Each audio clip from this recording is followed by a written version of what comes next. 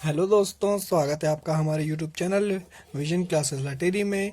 आज की वीडियो में हम जीन पियाजे के संज्ञानात्मक विकास सिद्धांत के बारे में पढ़ने वाले हैं।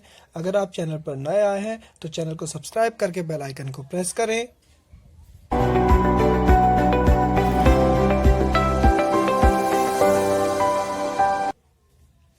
तो संज्ञानात्मक विकास का सिद्धांत, इसके प्रवर्तक जीन पियाजे हैं, जो कि एक जीव वैज्ञानिक थे। इनके निवास स्थान की बात करें तो ये स्विट्जरलैंड के मनोवैज्ञानिक थे, जीव वैज्ञानिक भी थे। इन्होंने जेनेवा में लेबोरेटरी स्कूल की स्थापना की। यहाँ से क्वेश्चन पूछा जा सकता है कि जेनेवा में लेबोरेटरी स्कूल की स्थापना किसने की, तो इसका आंसर होगा जीन पियाजे। तो जीन पियाजे ने प्रयोग किस पर किया, तो इन्होंने अपने पुत्र लारेट, जिस पुत्र पर प्रयोग किया उसका नाम लारेट था, वह दो पुत्रियों ल्यूसिन एवं जैकलीन पर प्रयोग किया। इन्हें विकासात्मक मनोविज्ञान का जनक कहा जाता है, क्योंकि इन्होंने संज्ञानात्मक विकास की क्रमिक अवस्थाओं का वर्णन सर्वप्रथम किया। वैसे संज्ञानात्मक विकास की अवस्थाओं का वर्णन पहले भी किया जा चुका था, लेकिन क्रमिक अवस्थाओं का वर्णन सर्वप्रथम इन्होंने ही किया, इसलिए इन्हें विकासात्मक मनोविज्ञान का जनक कहा जाता है। अब आगे बढ़ें तो जीन पियाजे ने संज्ञानात्मक विकास की 4 अवस्थाओं का वर्णन किया। वो 4 अवस्थाएं कौन कौन सी थी, तो पहली थी संवेदी पेशीय, संवेदनात्मक या इंद्रिय जनित अवस्था। ये तीनों नामों से जानी जाती है, संवेदी पेशीय, संवेदनात्मक या इंद्रिय जनित अवस्था, जिसका समय होता है जन्म से 2 वर्ष तक। बात करें हम अपनी अगली अवस्था की, तो वो थी पूर्व संक्रियात्मक अवस्था, जिसका समय 2 वर्ष से 7 वर्ष तक था। तीसरी थी स्थूल, मूर्त या ठोस संक्रियात्मक अवस्था। तीनों नामों से ये जानी जाती है, स्थूल संक्रियात्मक अवस्था, मूर्त संक्रियात्मक अवस्था या ठोस संक्रियात्मक अवस्था। चौथी है अमूर्त, अमूर्त या औपचारिक संक्रियात्मक अवस्था, जिसका समय 11 वर्ष से 15 वर्ष तक था या उससे अधिक था। और जो तीसरी वाली थी उसका समय 7 वर्ष से 11 वर्ष तक था। अब अगर हम इन अवस्थाओं की विशेषताओं के बारे में बात करें तो सबसे पहले आती है हमारी संवेदी पेशी अवस्था, जिसे आप संवेदी पेशी, संवेदनात्मक या इंद्रिय जनित अवस्था कहते हैं। इसे इंद्रिय जनित अवस्था इसलिए कहा जाता है क्योंकि इस अवस्था में बालक इंद्रियों पर आधारित क्रियाएं प्रस्तुत करता है। जैसे उसकी हमारी 5 इंद्रियां होती हैं, आंख, कान, नाक, त्वचा और जीभ, तो उन्हीं पर आधारित बालक ज्यादातर क्रिया इस अवस्था में प्रदर्शित करता है। फॉर एग्जाम्पल हाथ हिलाना, वस्तुओं को छूना, छोटी छोटी आवाजें निकालना, हंसना, देखना, सुनना इत्यादि अवस्थाएं प्रस्तुत करता है, इसलिए इसे इंद्रिय जनित अवस्था कहा जाता है। बालक शारीरिक क्रियाओं द्वारा सीखता है। इस अवस्था में बालक ज्यादातर की चीजें शारीरिक क्रियाओं से सीखता है, जैसे छोटा बालक किसी चीज को उठाना, पकड़ना आदि सीखता है। नंबर तीसरा है कि इस अवस्था में वस्तु स्थायित्व का ज्ञान प्रदर्शित करता है। जब बालक 0 से 2 वर्ष के बीच होता है, तो 2 वर्ष के लगभग जब वो पहुंचता है तो वस्तु स्थायित्व का ज्ञान प्रदर्शित करता है। यानी जैसा कि वो अपने खिलौने के बारे में जानता है, अपने घर परिवार और जो आसपास वस्तुएं होती हैं उनके बारे में जानता है कि ये वस्तुएं कोई भी अस्तित्व रखती हैं। अगली विशेषता की बात करें तो दूसरों के व्यवहार का अनुकरण करता है। जैसा कि हम जानते ही हैं कि छोटे बच्चे ज्यादातर चीजें अनुकरण के द्वारा सीखते हैं। नंबर 5वां है घटना का पूर्वानुमान लगाने की सीमित योग्यता रखता है। घटना का पूर्वानुमान लगाने की उसमें योग्यता तो होती है, लेकिन वो सीमित होती है। फॉर एग्जाम्पल, जैसे उसे अगर भूख लगती है तो उसे पता है कि भूख लगेगी, अगर वो रोएगा तो उसको दूध मिलेगा, या कुछ भी खाने के लिए थोड़ा बहुत अगर वो उस अवस्था में है तो उसे मिलेगा, यानी उसे रोना पड़ेगा। यानी वो घटना का पूरा अनुमान लगाने की सीमित योग्यता रखता है। इस सिद्धांत में जीन पियाजे ने एक प्रमुख शब्द स्कीमा दिया, जो है शरीर द्वारा की जाने वाली क्रियाएं जो मस्तिष्क से जुड़ी होती हैं, उन्हें ही जीन पियाजे ने स्कीमा कहा था। और इस अवस्था में जीन पियाजे ने कहा था कि चिंतन का अभाव होता है, यानी बालक में चिंतन नहीं पाया जाता। किस अवस्था में? संवेदी पेशी अवस्था में, जो 0 से 2 वर्ष की जो अवस्था है उसमें चिंतन नहीं पाया जाता। हम अगर अगली अवस्था की बात करें तो वो है हमारी पूर्व संक्रियात्मक अवस्था, जो 2 से 7 वर्ष तक पाई जाती है। इस अवस्था की विशेषताओं की अगर हम बात करें तो इसमें आत्म केंद्रितता का गुण होता है, यानी बालक आत्म केंद्रित सेल्फ कॉन्सेंट्रेटेड होता है।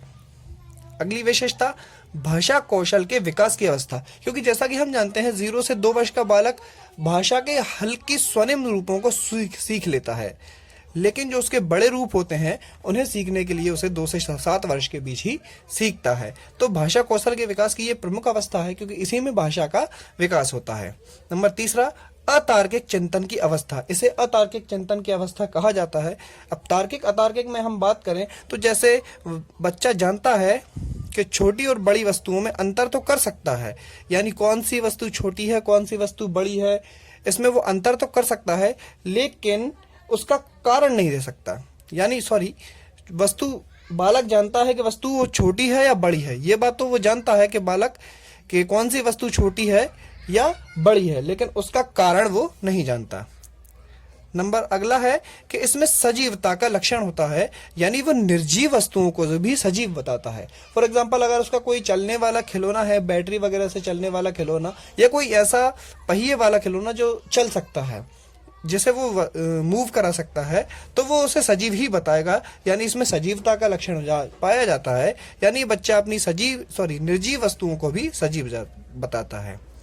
अगला पॉइंट है अपलट वाली गुण पाया जाता है। अपलट वाली गुण यानी बच्चा एक दिशा में तो सोच सकता है, लेकिन उसकी विपरीत दिशा नहीं सोच पाता।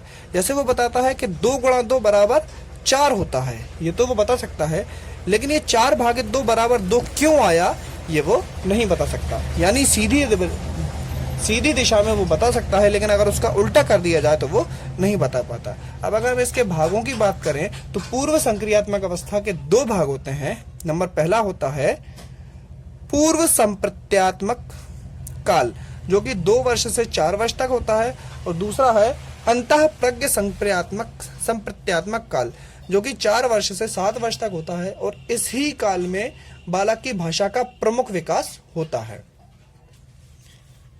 अगर हम बात करें अगली अवस्था की तो वह है स्थूल, मूर्त या ठोस संक्रियात्मक अवस्था। इन तीनों नामों से इसको जाना जाता है। इसमें बालक मूर्त वस्तुओं पर आधारित चिंतन करता है। मूर्त और अमूर्त की अगर हम बात करें तो जिन वस्तुओं को बालक छू सकता है वो मूर्त वस्तुएं कहलाती हैं। छू सकता है, दे सकता है आदि मूर्त वस्तुएं कहलाती हैं, लेकिन प्रेम, भावनाएं, उसका गुस्सा, ये सब अमूर्त ही चीजें होती हैं। तो बालक इस अवस्था में मूर्त वस्तुओं पर आधारित चिंतन तो कर सकता है, लेकिन अमूर्त चिंतन नहीं कर सकता। अगला पॉइंट है कि बालक में उचित अनुचित में भेद कर सकता है, यानी इस अवस्था में बालक उचित और अनुचित में भेद करने लगता है, यानी क्या चीज सही है और क्या चीज गलत है। फॉर एग्जाम्पल, वो जानता है कि चोरी करना गलत बात है। तो इस अवस्था में 7 से 11 वर्ष तक जो अवस्था होती है उसमें ये बहुत अच्छी तरीके से समझ जाता है कि क्या चीज गलत है और क्या चीज सही है। अगला पॉइंट है क्रम, आकार, भार और क्रमबद्धता का ज्ञान हो जाता है। यानी वो अगर उसे कुछ वस्तुएं दे दी जाए तो वो छोटी से बड़ी वस्तु की ओर बढ़ते क्रम में या घटते क्रम में जमा सकता है, और वो भार का भी ज्ञान रखता है कि किस वस्तु का भार कम होगा और किस वस्तु का भार अधिक होगा। अगला है कि दिन, माह, वर्ष आदि को समझने लगता है। दिन, माह और वर्ष का प्रॉपर क्लियर ज्ञान उसको स्थूल या मूर्त संक्रियात्मक अवस्था में आकर ही होता है। इसमें अपलट वाली गुण विकसित हो जाता है। पहले अपलट वाली गुण सिर्फ पाया जाता था, यानी वो सिर्फ बता नहीं सकता था, लेकिन अब वो बताने लगता है कि 2 गुणा 2 बराबर 4 होगा और 4 भागे 2 बराबर 2 होगा। ये दोनों ही गुण वो जानने लगता है कि रिवर्स में भी इस चीज को चलाया जा सकता है।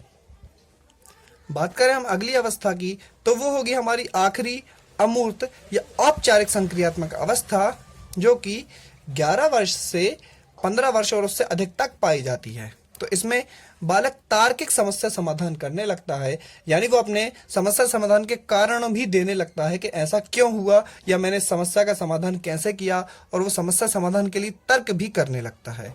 नंबर दूसरा, कार्य का कारण समझने लगता है कि ये कार्य हुआ तो इसका कारण क्या है।